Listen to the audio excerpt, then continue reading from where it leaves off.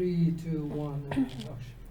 Welcome and good evening, everyone, to the Goodfolks podcast. Before we start this podcast, I just want to remind everyone that our podcasts are available on Spotify, Anchor, Google Podcast, Public Radio, and different platforms. You can listen to all our work, our content in audio format. So you could be driving, cooking, doing sport, like jogging, doing multitasking actually, while listening to our podcast in the background. That's for people who keep complaining that our podcasts are so long. They are like 50 minutes or 40 minutes, and they want us to invite people to only talk to them for like 10 minutes. That's not doable, guys, and of course not going to be really cool conversation when it's short.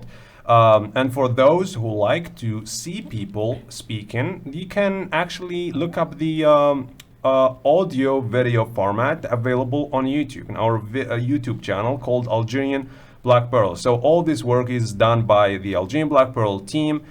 We got the Goodfolks podcast, we also got the K.L.E.O show, and we got also a couple of shows coming soon. That's all for today. And I really want you to welcome with me Selma Mouloudj, who's with us today. How are you? Hi, Wahib. I'm fine, and you? Thank you for accepting the invitation. Thank you for inviting me. I'm very happy to be finally here at the Algerian Black Pearl studio. So a lot of people don't know who Selma is. Can you come up with like a brief description of what you do? All right. I do a lot of things, so I'm gonna try to sum up. So my name is Selma, and I'm 27 years old. So I hold a master's degree in marine biology. I hold also a certificate in leadership and management from George Mason University. I'm currently working in the corporate investment banking department for a multinational financial company. And I'm also the General Secretary for the Alumni Association in Algeria.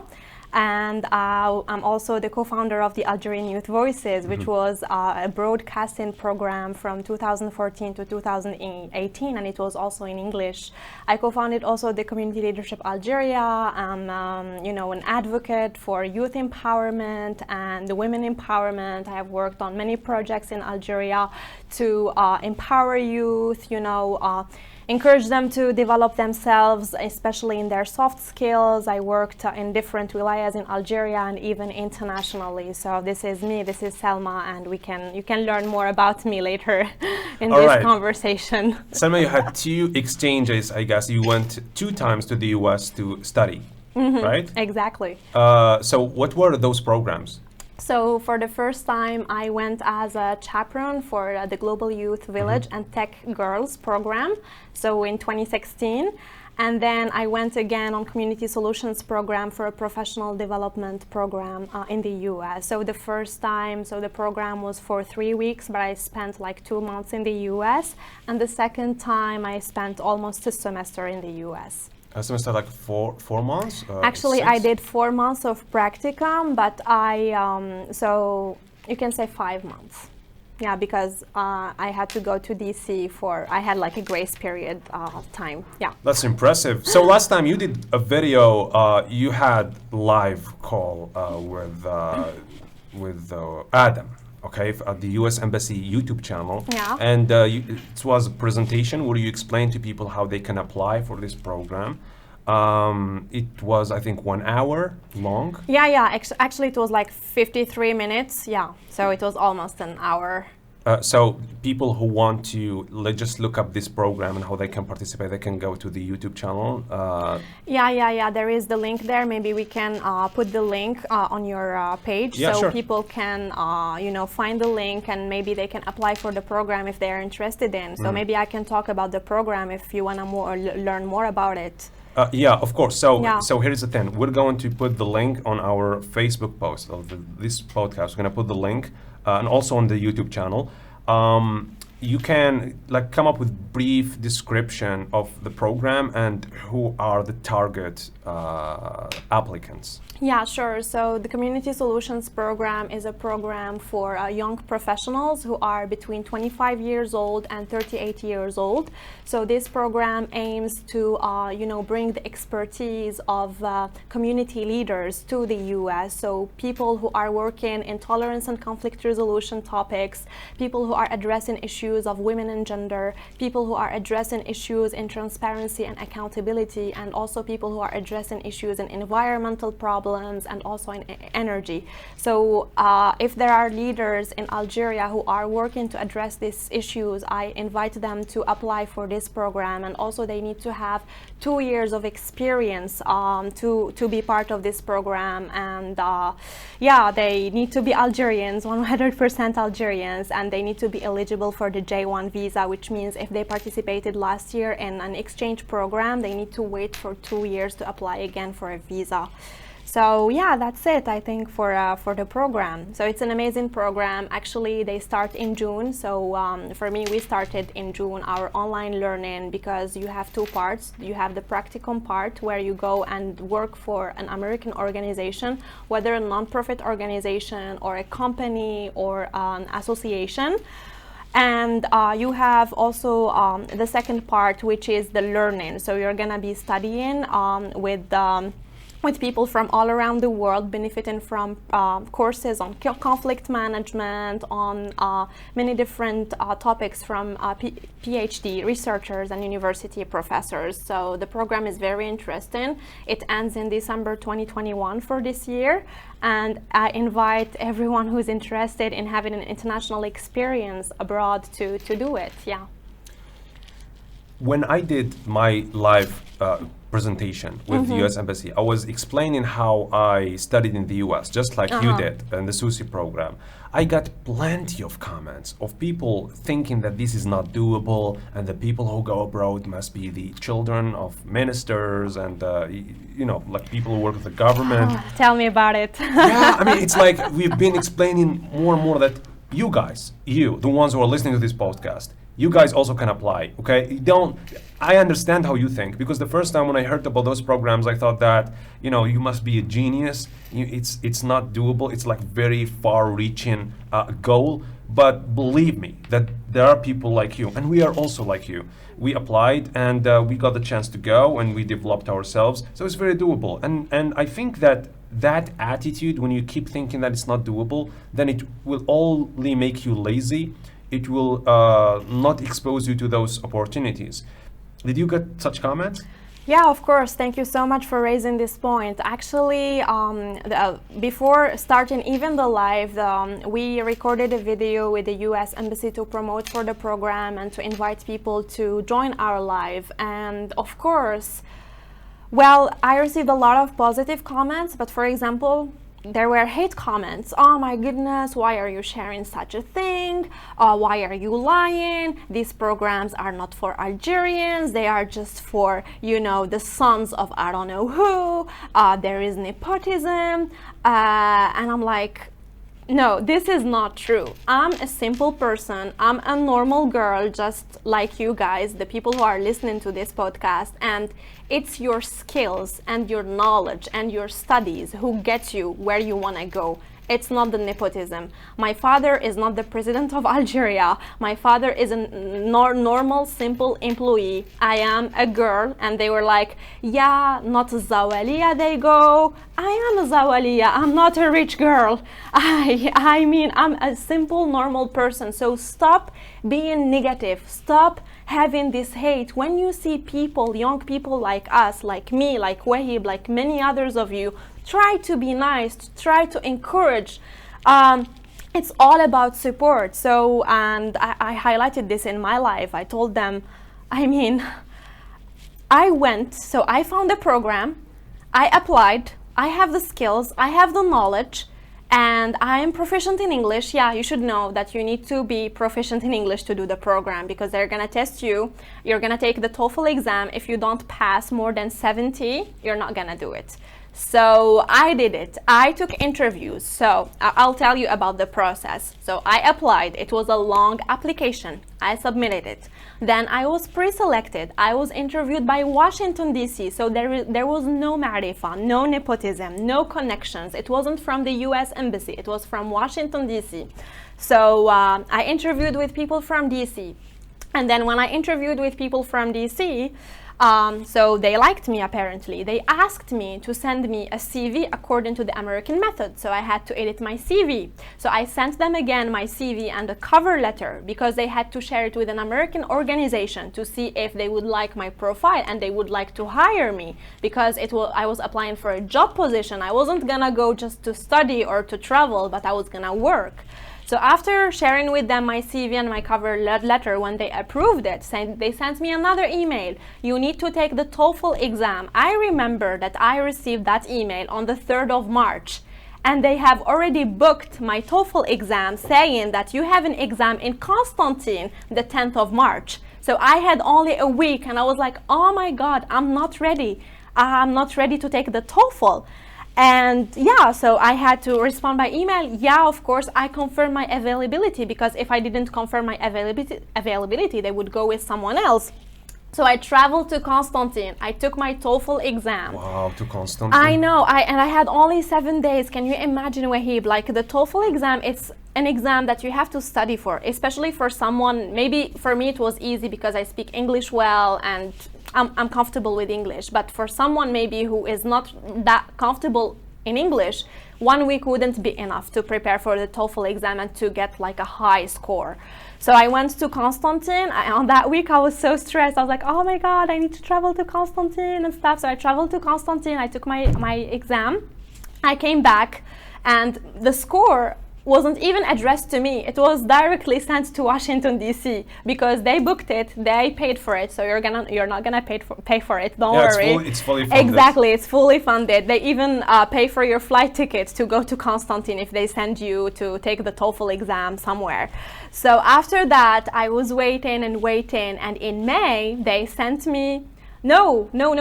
Then I had to do another interview because they connected me with the host organization and they had to see if I matched with that host organization. So I had my interview with my first host organization in Chicago, and there was a match with me and the host organization. So the host organization has to say, yes, we like her, and I have to send also my feedback, and I say, yes, I want to work with this organization because they are working on the same issues I'm working on and I'm interested to learn more. So there was a match, and then they sent me my congratulations letter that I was selected, and then I had to go through the medical clearance, vaccination and analysis and everything, and then I had to go for my visa. So it was a long process to go. So I don't know how you can say that, it's the son of I don't know who, that's why they picked her. No, there is nothing of that. Believe in yourself. If you can do it, then if you are skilled and you have the knowledge, so you can do it. And don't say because she's I don't know who. No, that's not true. They take you for who you are, for what are your competencies, not for who your parents are. Yeah, I can understand why some people might think like that, because probably with some experiences in Algeria, they saw certain maybe administrations or in certain situations where people were selecting people based on nepotism. But I don't think that everyone experienced that. I think that many people didn't experience that at all. I don't know. I think it's just a mindset in Algeria. Exactly. Everywhere you go, they're like, Marifa. No, stop using this word, guys. Like there are people that this happened to them, but many people, they never experienced that. They just took it from other people's stories, and then they started living their lives with that. Exactly. I mean, if that happened to you, okay, fine. We understand, we're empathetic with you, with your experience. But if it never happened to you, why would you not try to work hard? Why do you always say that, you're not gonna succeed ever in this country, I know a lot of people who came back to Algeria who are like half American Algerian, half Algerian British. They came back because Algeria, you can invest in here. Algeria is gold. You can win and you can make a lot of money in Algeria. Yeah, it's also virgin. It's a virgin market. I mean, we have amazing resources. We just need to build our country and do our best. We have everything. We just need to work. But people, you know, they have this mindset, yeah, because I'm not the son of I don't know who, I can't do it, it's Marifa. No, it's all about you. I didn't have Marifa, did you, Wahib? I did not. I know, you just found an opportunity and you applied and you are here and you're great, mashallah. I mean, you're doing all this at a very young age and you are an admirable person. So you guys should be like Wahib. I mean, you should be like, another amazing people that I know who are contributing to the community and to the society. You should be also like Selma. I'm not the best example. No, but we are all, you know, you don't have to do great things to say, yeah, I'm a leader. No, small things can make a change. So if sometimes you inspire others to do more, make more, this is when you can say, yes, I'm making a change, I'm a leader. So don't imagine that, yeah, you need to build, I don't know, a 5-star hotel to say, yes, I'm doing something. No, that's not true. Sometimes you just do a volunteering work. You clean a beach, you teach kids mathematics or physics in your neighborhood. You are contributing to the community. You smile with your friends. Smiling is also contribution. We should spread positivity. Why are we spreading hate, especially on social media? Guys, stop it.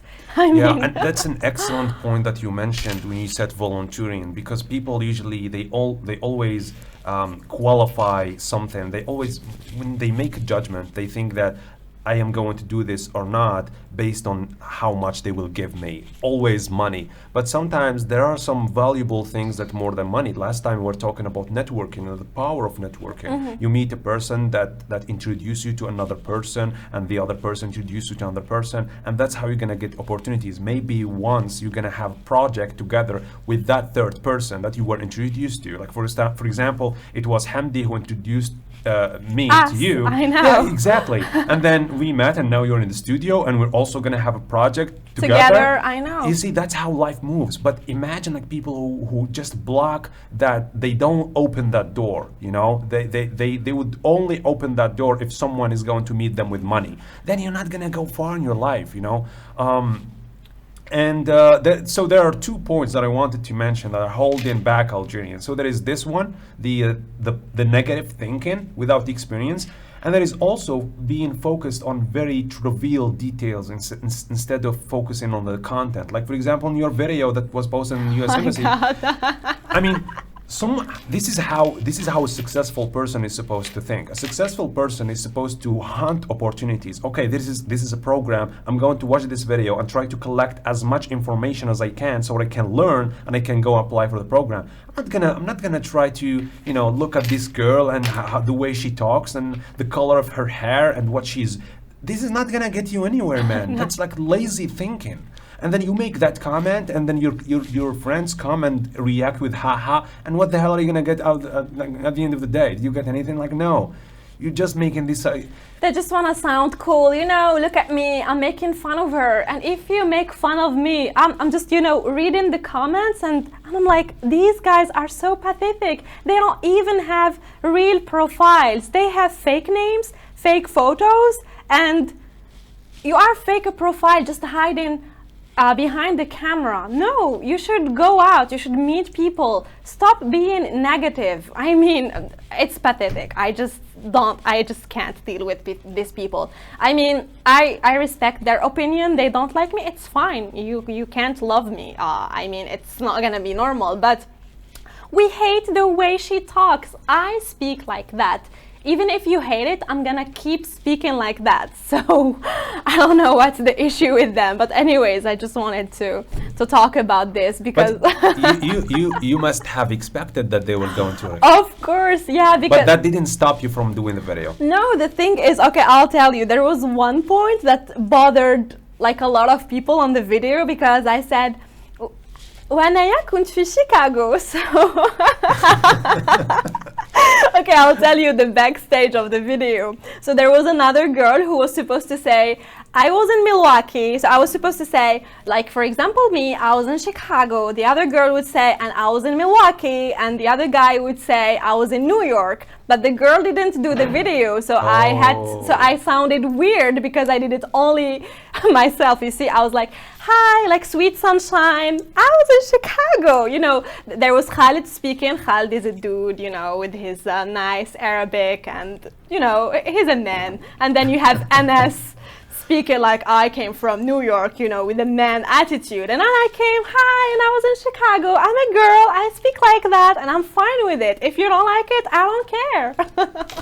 Yeah, I mean, you see, I mean, you expected that people are going to react this way. Yeah, I was sure about it. But that didn't stop you, because of course not. There are people who refuse to do such videos or do presentation because they know that people are going to, you know, come up with those criticism. You know, criticism doesn't affect me at all. I mean, it makes me laugh, especially when one of the girls was like, look at her, قلقتني. And I was like, oh my God, are you serious? Focus on the program. Yeah, exactly. Try to get a scholarship to the US rather than staying, you know, at home and criticizing girls or people. Anyways, yeah, I wanted to talk about, let's get things seriously. So I wanted to talk about volunteering. So volunteering is really good, guys.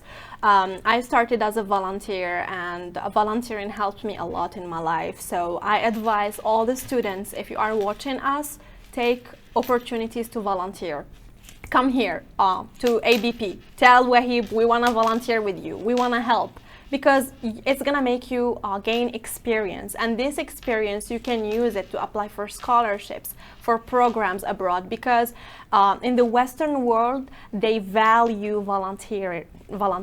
They value it a lot. So for example, for this program that I was talking about, Community Solutions, they need whether 2 years of experience in like real work experience or 2 years of volunteering experience. So why would you waste your time staying home without doing anything? Just go and get something out of it. Don't waste your time on bad things. Go volunteer, go help. It will open a lot of doors for you. That's my advice. Yeah, there were some people who were asking about where the hell am I gonna get the experience? I know, I have seen this comment. I was like, you can volunteer, and I know. So, yeah. What about people who ask questions that are already answered in the caption? I don't know, but you know, I try to be nice with everyone, even if people, you know, ask me the same questions again and again. Yeah, but it's really weird. Because, I know. I mean, we got the school, DShell School, for example, we post about the courses, available courses, the price, you know, the date and everything. Like, for example, let's say we posted about the price and the date, and then someone makes a comment asking about the price and the date. Like, it's written out there. It's written. I know. And it's in French, in English, and in Arabic. So you can read all languages. So I'll tell you something. I learned this in relationship management. You need always to repeat for the client or for the people who are following you, because they are the kings, as we say. The client is king. So the client is always right. I know, the client is always right, the client is king, the client is everything. So you will always have people like that. Maybe they don't pay attention, maybe they don't read the whole thing, maybe they read but they want to confirm. There are a lot of people who want to double confirm, double check. So just prepare your message, copy paste for everyone. You know, for the client that's okay, for the client that's okay. But even for the followers, it's the same thing. But when, for example, you want to apply for an exchange programs or ask for a scholarship, they're really picky. Okay, and you really don't want to do this mistake. Last time I had Adam, he said that when someone asks me a question that's already there, then what that tells me is that you're not doing your own research. Exactly. You know? So it shows the person who's hiring you or who's in charge of the program that, sorry, but you don't deserve to be in the program. Yeah, exactly. Because, for example, for me, when I find an opportunity, I read every single detail. You need to pay attention to details, but because this is how you're gonna know that you're eligible, that you fit the criteria. Why would I go and ask someone and all the information are already there. It's fine to ask someone who has, for example, about the experience. How was it? Maybe about some information that they're making you worried. How are you gonna live in the U.S.? Are they gonna pay for your, for your rent? Or they're gonna pay for your accommodation? This is fine, this kind of questions. But you tell me, I'm 23 years old. Can I apply? Why is it only for 25 years old people?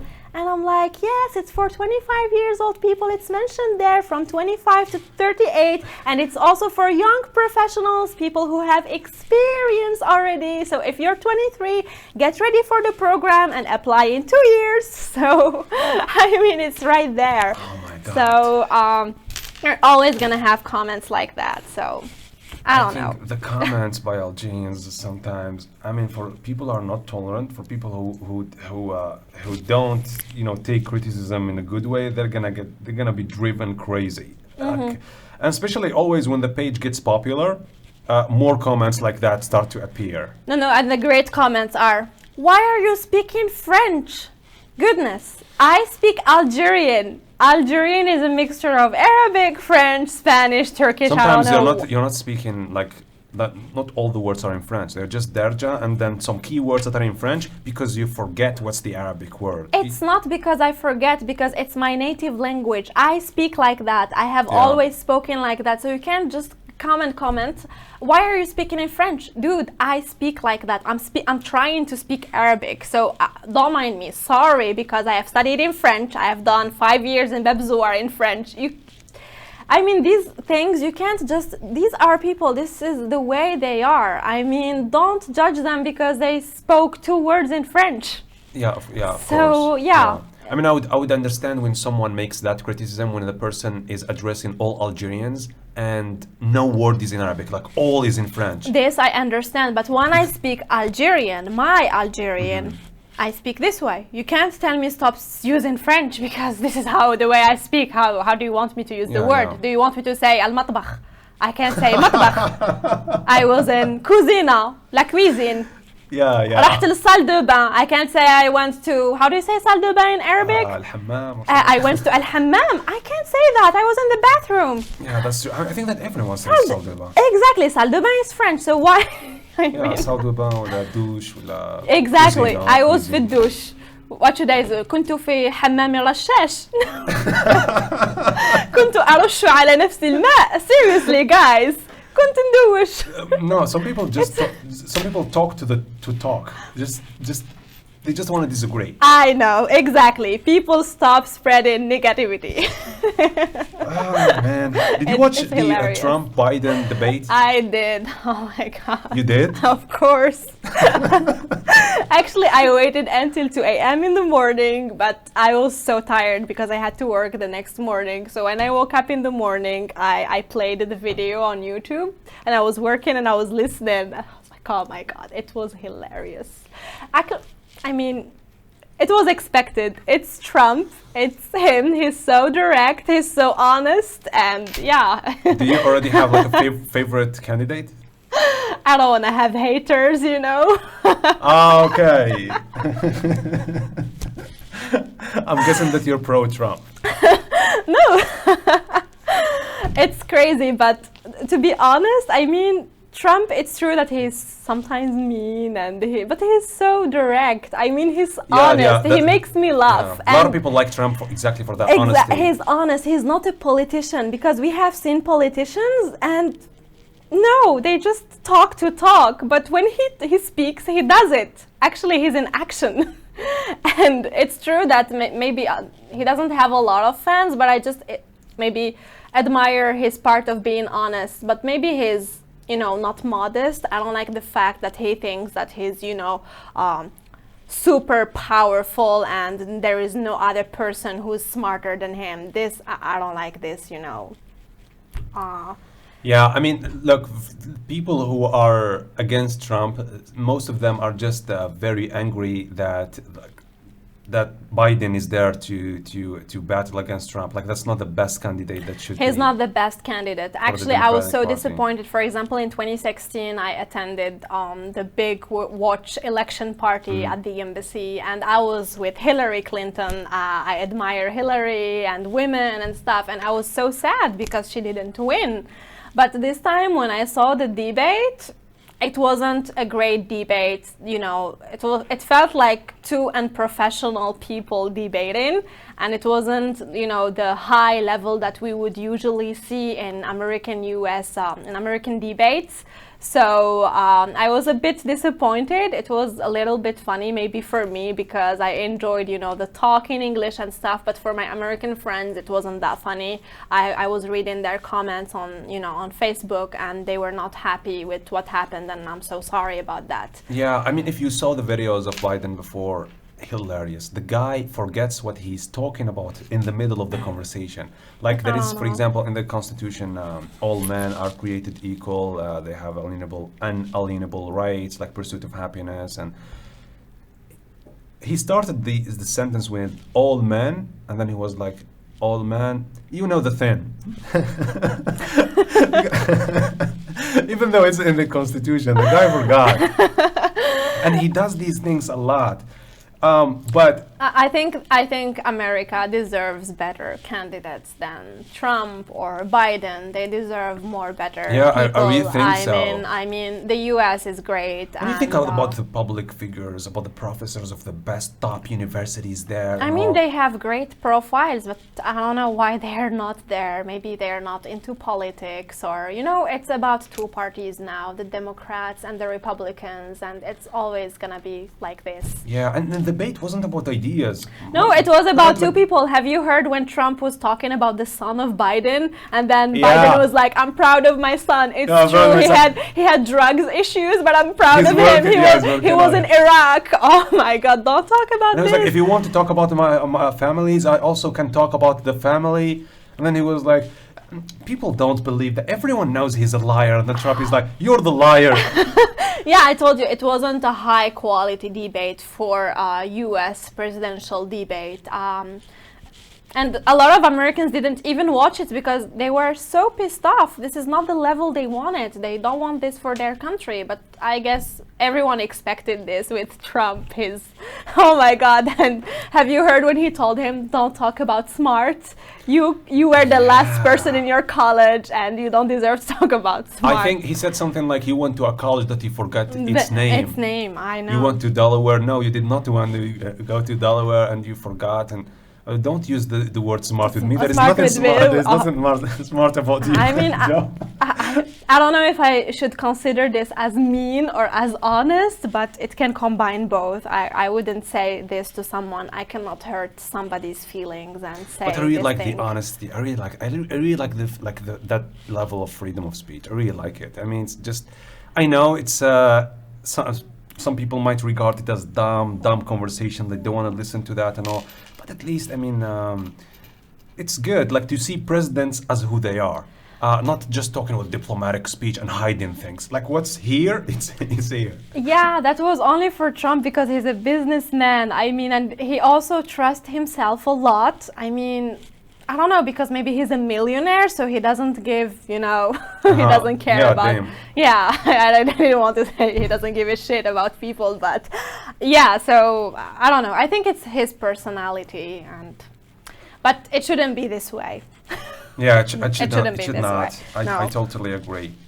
So speaking about people and their feedback, you're also on Instagram, right? And I remember that we had a conversation once. We were telling me about like all the sort of people who send you these bizarre messages. And what I noticed recently is that lots of girls have this same issue.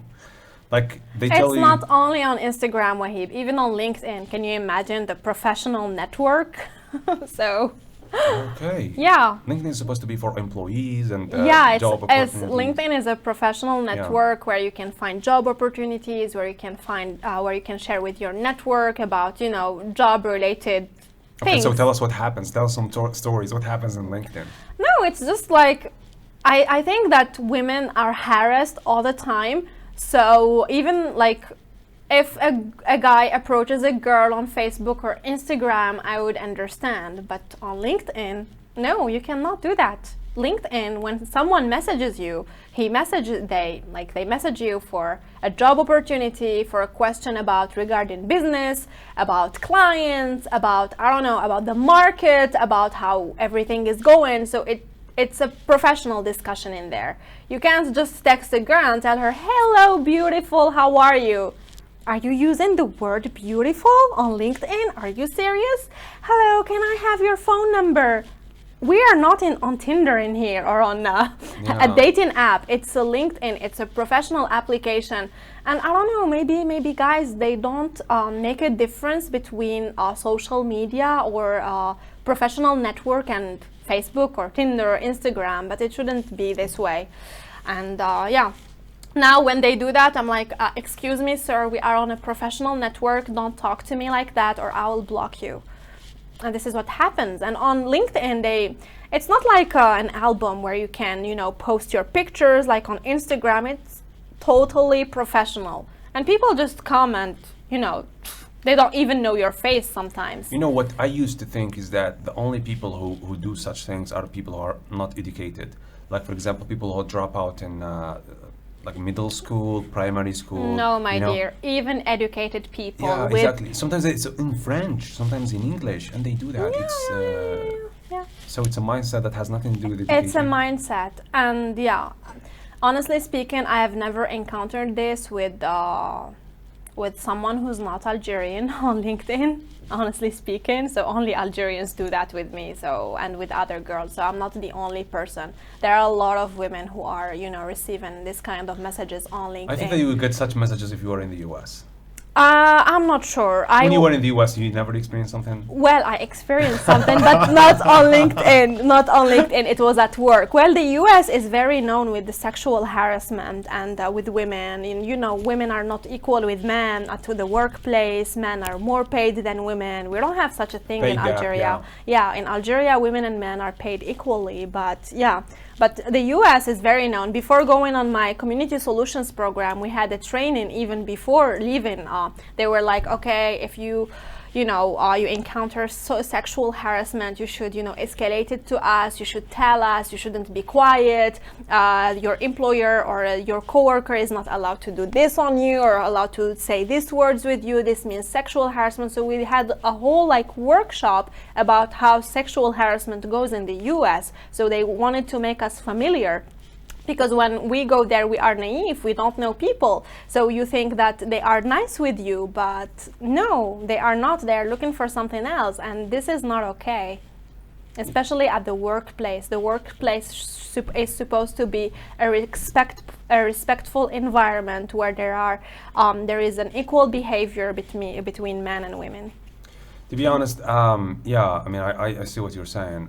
When I was in the US, I experienced something different. It wasn't like harassment, but just the looks. Like, for example, when I was in New York City, I met an Algerian who had a lot of African American friends. And when we were going there, he was like, "You can wait for me here. Like, don't come with me and shake hands with them."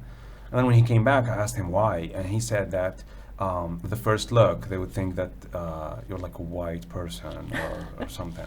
He said they treated me the same way in the first time I came, but then when they knew that I was from Africa, then okay, you're our friend. You're our friend. I know. I know this.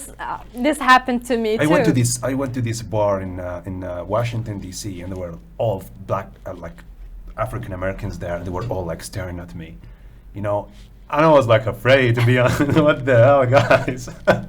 I came from Algeria.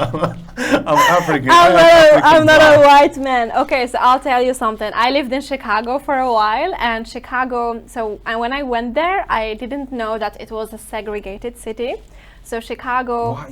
What do you mean by segregated city? So I don't know if you knew that, but Chicago is divided in two parts. So there is the north part, which is a part for only white people. And there is the south side, which is only for African American people.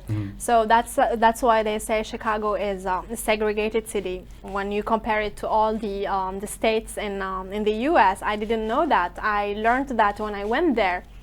And when I was there, I lived in the north side, so in the white part of the city. Okay. But I worked in the south side. So I remember the first time I went to my workplace, I took an Uber. And there was a white man driving, and he was like, and I was like, hi, how are you? I'm not from here, I'm new to the US. And I was talking to a stranger just like that. I don't know why I was doing it, but I think I was so excited. Was it the first week?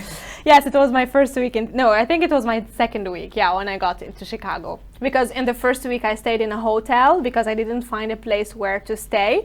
So I was looking for a place, and then when I found a place, I went to my place. So in the first week, no, I didn't work the first week. So the second week I started, and he told me, what are you going to do in the south side? Of course, it was the first thing, south side. What is south side? And he said, this is the worst area of the city. And he said, my darling, my child. He said, my child, yeah. Because he was an old man. My child, you should take off all this jewelry that you're wearing.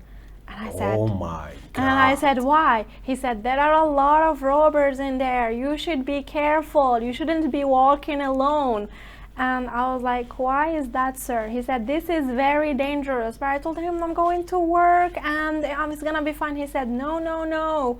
And he said, be careful of them. And I was like, why is he telling me this? Why?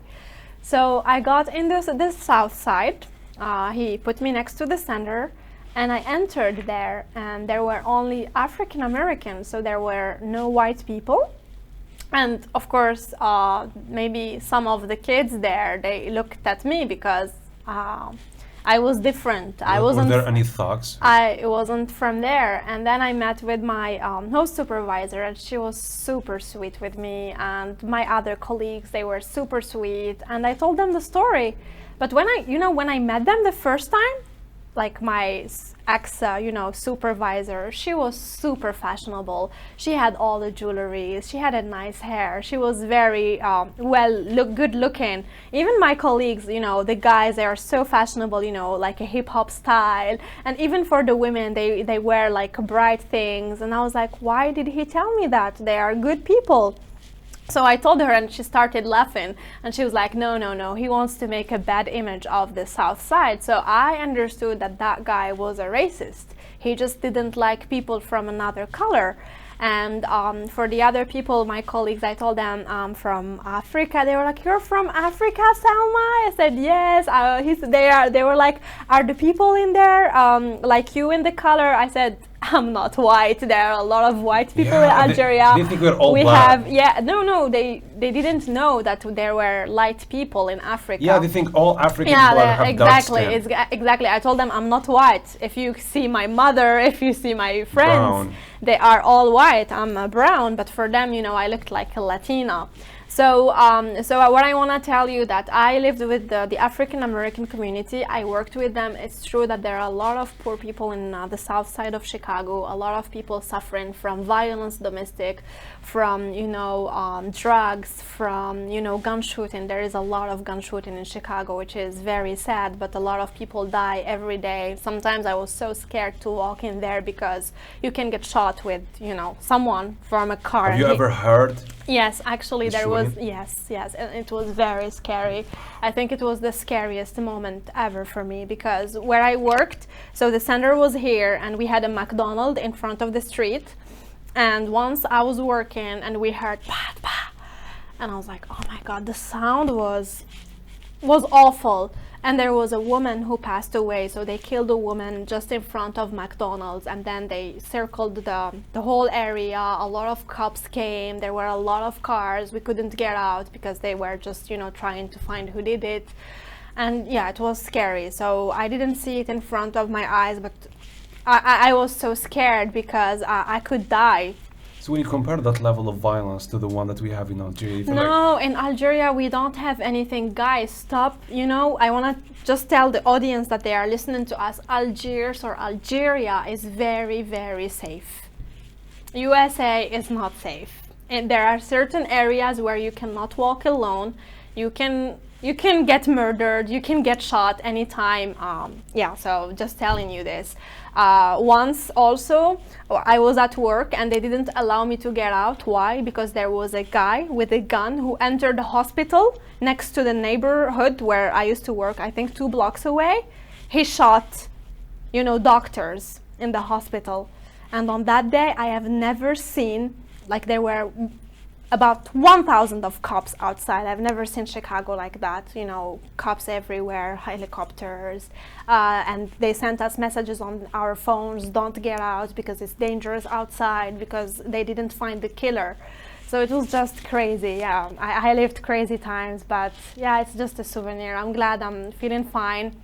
But Chicago is a very beautiful city, but it can get dangerous in some parts of the city. Okay, I'm gonna tell you something because I feel that I'm spreading negativity. So once I was going home, so I had 2 phones. I had my personal phone, the Algerian phone, and I had my American phone. I was using both to share the internet with the other phone because I didn't want to lose my Algerian WhatsApp and Viber anyways. So I got home, and I was looking for my other phone and I didn't find it. I lost it. I thought someone stole it from the bus. So I connected to my computer, to my Mac, and I found that my phone I was tracking my phone. It was moving. Oh. So I thought someone stole it. So I was so excited because I always dreamt of calling 911, but the first time when I went to the That's the weirdest wish ever.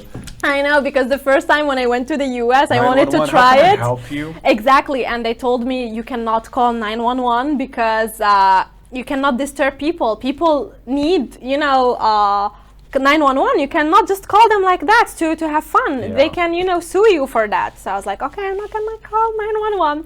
So in 2018, it happened. I got into a trouble and I told myself I'm gonna finally call 911. So I called 911 like in movies and I said, hi, I'm sorry, I think I lost my phone and someone took it. And she said, ma'am, we cannot help you if your phone is not stable in an exact location. I said, but I don't know, I think someone is taking it. She told me, okay, when it stops, tell us and call us back. And I was like, okay, this is 911, I think it's... I was so disappointed, they didn't help me at all. So I kept tracking my phone and it's going down, and it's going to the south side, to the most dangerous area in the south side. And so I was like, who is this thief? So it stopped next to a mobile shop. So I called the mobile shop and I told them, hello, did someone bring my phone? And I said, no ma'am, no one brought your phone, your phone, sorry. So I kept tracking my phone and it finally stopped.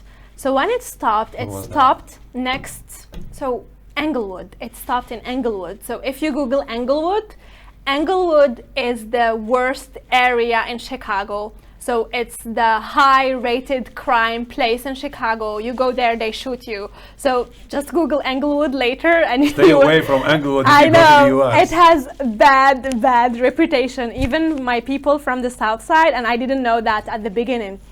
So my phone stopped there next to a bus station, and then my roommate was like, Selma, maybe it's at the bus station. So we called the bus station and we were like, I lost my phone and stuff. They said, we're gonna call you back. No. Before that, I called the 911. I told them, hi, my phone stopped in Englewood. And they were like, how much does your phone cost? If it's... I said, I don't know, maybe $100, $200, because I had another Motorola. So the iPhone was with me. But why would they ask such a question? Because if it's not valuable, they wouldn't send the cop to Englewood because it's dangerous. That's why. Maybe it's valuable to me. It's my grandma who gave me the phone. It's very valuable. I didn't sell it to $1,000. But even cops are afraid to go there, my dear. Yes. So they were not helpful at all. And then my roommate, she was so smart. Cici, thank you. Cici, so she's Algerian. So she told me maybe it's at the bus station. So we called the bus station and they said, okay, if we're gonna find something, we will call you back. And indeed, they called me. So my phone was all the time in the bus. No one stole it. No one touched it. The driver found it and he took it to the, to the bus station where they have the missing items. And they said, you can come tomorrow morning and get your phone back. And I said, yes, thank you so much. So I went to the center the day after, and I asked my host supervisor, I told her, hi Leslie, can I leave today at 4 p.m. because I need to get back my phone. I need to take the bus to Englewood.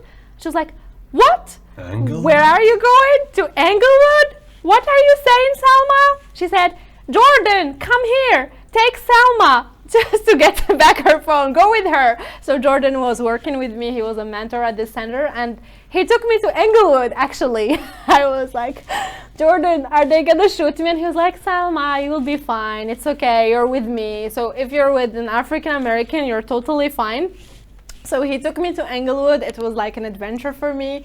I went in there. I was so afraid, hiding, I think they wouldn't shoot anyone. I think it's just gang fights. Yeah, they have gangs, but sometimes if there is a gang fight and you're passing from there, they can shoot you. Exactly. So you can't be safe. I mean, I didn't want to die like that. So we went there and we got back my phone, and I was so happy because no one stole it from the bus. I was thinking, if it happened in Algeria, I'm sure I would never see my phone again. But I found it. So even in the worst, place, maybe in Chicago, I found my phone. In Algeria, you might not find your phone, but you wouldn't die. You'd never die. You'll always experience the disappointment of losing your phone. Yeah, but in Algeria we don't have this this fear to lose your life, because we don't have people killing in the middle of the street. But in the US I had this frustration, especially that my coworkers told me that it's dangerous for me. Especially they tell me it's dangerous for a white girl like you, and I'm like, I'm not a white girl. I'm not at all. Look at me. But for them, I am a white girl. Yeah. So, and it's dangerous for me. Yeah, I get what you're saying. Mm-hmm. So Selma, before wrapping this up, is there anything else you want to say before we end? I don't know. Do you want to ask me a question?